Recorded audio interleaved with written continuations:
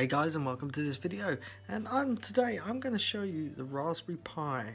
Now in previous videos, about 4 years ago, I came across a project called the Raspberry Pi. I don't know if you pronounce it Rasp or Raspberry. Either way, R-A-S-P. Finally got my hands on one not long ago. I've been putting it off, and now I have got one. See, as you can see, this is the Raspberry Pi 2. Now this is a basic board, it's the latest one. As you can see, you've got 4 USB ports and Ethernet, and you've got all your controllers on here. Now I believe one of them is a video. Let me just read that a second because I'm doing this offhand. That's display, and that one is the camera. You can add a camera to it and another display, which I found out which is a touch screen that you can add, or you can add another basic screen. Now obviously, if I turn it around, you've got the usual jack for the sound, and you've got your HDMI port there, and it's powered by micro USB. So if you've got a Samsung or Android device that takes micro USB, just plug it in and off you go right there. Now it does take micro SD. Now this is preloaded with Noobs Raspberry. Well, it's what they call Noobs anyway. It's already all on there. Now you do have an expandable.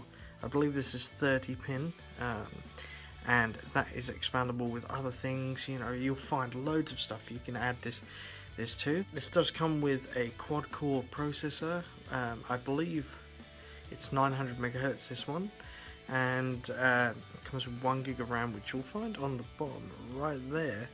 And yeah, now what I'm actually using this for is actually a media center running Kodi, which is run on OpenELEC, which, as well as XBMC. Basically there's a whole story around it, but it's OpenELEC operating system with Kodi running on it, and well, what they call XBMC.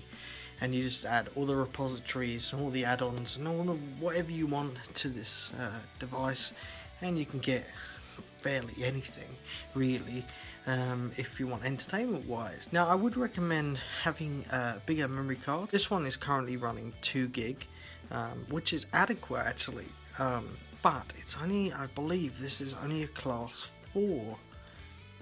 Yes, a class 4. So yes, it will be pretty slow, but if you get a class 10, which would be the highest demand, and I believe these can carry a high storage rate, which I would only recommend going up to about 128 gig on these. But you've also got your expandable on USB. Now this board does run at 5 volts.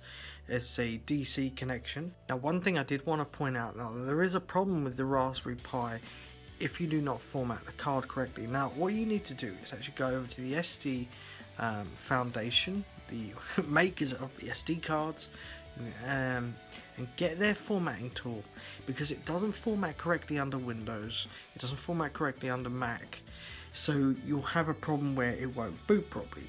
Now I'm going to show you what this does. Watch what you're doing. Don't play with electric. I would never recommend this, okay, because that's why I'm keeping clear. Now you see these lights here, the red and green lights, okay. Now if you haven't formatted your card correctly, as you can see, I took mine out for purposes to show you what happens. Now if it's not formatted correctly, you will be faced with this, and it won't power up, it won't display on a TV.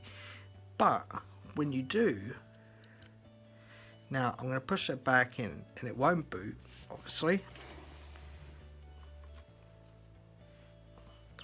So let's restart it. So as you can see, it's booted correctly. The red light is for power source, the green is obviously for what it was doing.